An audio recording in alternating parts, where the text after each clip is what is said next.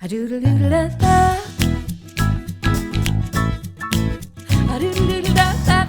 well, not quite 2 weeks ago, Daryl trimmed, he mowed, weed whacked all these down to the ground.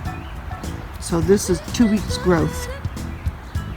And shortly I'll be getting what my daughter calls them as corn dogs. What can I tell you? So anyway, and they have multiplied because they weren't all the way around here. They were just over here at the top, at the edge of the driveway. He also cut down all my hibiscus, but those are coming up too. And the reason he cut them all down is because we have to repaint the garage. So if anybody feels like coming to North Central Ohio and joining in on a Saturday or Sunday for a paint the garage day, we will feed and water you. So this is our garden that we haven't been able to get into. This is mint. Oh, there's like 6 types of mint in here that has taken over. Obviously, my asparagus has bolted because I couldn't get out here, so I'm going to be cutting that all down today. All of this I weeded, I think it was 3 weeks ago, and they're up again, so I will weed them again. We will be putting more cardboard down and mulch on top of that. These are my Egyptian walking onions. As you can see, the pods on top are starting to open. They start out like this. They're encased. And here they're starting to open. And you can either, once they open and they get formed, you can pick those off and you can plant them to get more. I have sent them all over the United States. But if you don't, they will droop. They will drop down into the ground and replant themselves, which make them a walking onion. And these are from last year, and these are huge. You can tell they're just huge. And my chives come up every year. I'm going to cut the tops and make some chive vinegar. Now I did have lavender out here, and it didn't survive, and I don't know why. So I'm planting more this year. Here's my asparagus that has bolted over here. Now this asparagus was already here when we moved in, and Daryl just built the garden box around it. That is his version of a raised bed. I don't know what happened between my version and his version, but anyway, that's his version of raised beds. So anyway, we also were lucky enough that we have an established Concord grape. Now, when we bought the house, these grapes were on some decrepit metal structure, and they just looked pathetic. We've been here since 2012. Last year was the best crop that we've ever had. And I hope we get that again this year. And I think we will, because there are, you can see, little tiny seed pods everywhere. Now this stuff down here, it smells like sweet Annie. It's mugwort. It's medicinal. I can dig some up. If you'd like to purchase some, I will send it. It is invasive. I did not plant this here. So if you're going to plant it in an open area that you don't care about, that's fine. If you do, put it in a container. And a peony plant. My daughter used to call them ant plants. I love peonies. I have 2 over by the fence area. And this grape, we're going to have to retrain back onto the trellis because it's growing up my ornamental grass. This needs weeded. Here's some more walking onions. Oh, and there's a maple tree growing in there. Chives. I have horseradish in here. And I have rhubarb that has bolted. And I need to dig that up and figure out where I want to replant it by itself somewhere, I think.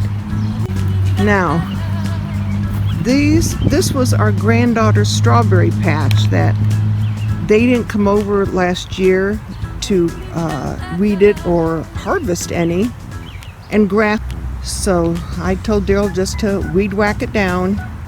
I think I'm going to pull as much grass as I can, and we may till it under and start from fresh. I don't know if we're going to do more strawberries or not. This little tree over here, I first heard of these apples at the first Homesteaders of America that we went to 2 years ago. We stopped at a farm market on the way home, and they had apples that were like hard as rocks. And the guy said you could play softball. You would hurt yourself more with these apples than a softball. They're called Arkansas Black, and they were delicious. So I have wanted one ever since then. Well, we were in Arkansas for the shindig. We found one at a Walmart, but that was when we first got there, and I said, well, let's wait till we leave. So on the way home, before we were out of Arkansas, we stopped for lunch, and it was in front of a Walmart. Daryl ran in to the garden section, and there was one Arkansas Black apple tree, and he bought me it. So that's my apple tree. Back there we have 2 pear, 2 plum, and then there's 4 apple trees, and those we planted, I think, 3 years ago. We haven't gotten any fruit off of them yet. That one right there is a Rose of Sharon. This is my white lilac. My daughter bought me this years ago as a Mother's Day gift that when we moved, I took it with me. And these, I don't know what this plant is called, but they grow like crazy. They also multiply. I will have to look it up, but if you're interested, I do have more up alongside of the house that I'm going to offer up possibly on Etsy. Like I said, we haven't been able to get out here and do anything because of the rain. So grass has taken over. That bed there at the end, we have put peppers there. We will clean it up and put peppers. The tomatoes go up against the cattle panels here. We'll clean that up. Hopefully we'll get most of it done today. Now I had all of this done by my hoops, and I put these hoops here 6 years ago. And these are what I grow my pole beans up. When you're heavy, when you're obese, let's forget the heavy, when you're obese and you have bad knees for arthritis and you have diabetic neuropathy in your feet, bending over and kneeling isn't a real good option. So Daryl put them in a hoop for me, and I grow my pole beans there, so the beans grow up the poles, and then the beans just hang down, and you can still see some of what's left from last year that I have to pull off. So I have to pull all of this stuff out before I can plant this year's beans. And I have an armful right now of beans, but this one's still relatively clean. I can put some here, and I can put some over here. Here's some more of that plant. Someone told me the name of it, and from what I can understand, it's not something I want to fool with, so I'm going to pull it and get rid of it. All of this stuff needs to be pulled up. I think what I'm going to do is I'm going to get all that cleaned up over there, and I think I'm going to put my elderberry plants in that row. I can keep them watered there. They'll have enough room to grow. Some of these vegetables are coming up I have a lot of volunteers. Here's my garlic beds, my thorny bushes, thorny plants, and there's those green stupid plants again. I mean, they're pretty, but if they're not worth anything, I sure don't want them around. And then this stupid, that is not poison ivy, it is it creeping Charlie? Whatever it is, I'm as allergic to that as most people are to poison ivy. So that I almost have to wear gloves up to my elbows or my shoulders and pull out. And that is a wisteria bush that overtook my lilac bush. The wisteria bush was here when we moved in. I always wanted a wisteria bush. I love purple. So I always wanted a wisteria bush. But little did I know that it just takes over. See, those are lilac leaves. Those are from the lilac bush. And those are wisteria blooms. And I just, I love them. So, but that needs trimmed. Weeds have taken over this pile of mulch. So there's a lot to do in our garden because of Mother Nature and what she dealt us this spring. Between Mother Nature and our own health capabilities, I guess you would say, we've been unable to get out here. So we'll grow what we can grow.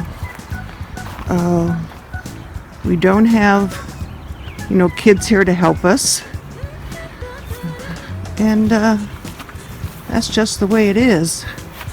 I may be buying most of my vegetables at a farm market this year. But anyway, this started out 6 years ago. We tilled this area and I planted asparagus there. Again, it bolted. There is a rhubarb behind it, a humongous hosta. There is another hoop right there that has a clematis growing up it that I can see I have to retrain and put back up. Let's see if I can get back in here without tripping over anything. I started some herbs in some pools and there's still some coming up. I still see there, it looks like cinnamon basil and oregano coming up. And this clematis needs to be retrained. There's a purple one. There's my comfrey going crazy there. I have daylilies all over the place. So that's about it. A friend of mine did give me, I think, 2 pawpaw starts 2 years ago, and they never did come up. I have no idea where they are. But anyway, that's it in a nutshell. I'm going to put my seeds down. I already made, I have, Jessica, if you want any of these, because I don't think I sent you any of these, let me know. I have asparagus beans. These are all pole beans. I have Cherokee wax garden beans. Those are yellow. Chinese red noodle. I have some nasturtium. That goes up a trellis. Kentucky Wonder pole bean. And purple potted pole. So Jessica, if you'd like some, let me know. I can get some in the mail for you this week. So that's it of our late spring gardening. And there's Mr. Sugar. If anybody would like a beautiful orange outside cat, I love him. I don't want to rehome him.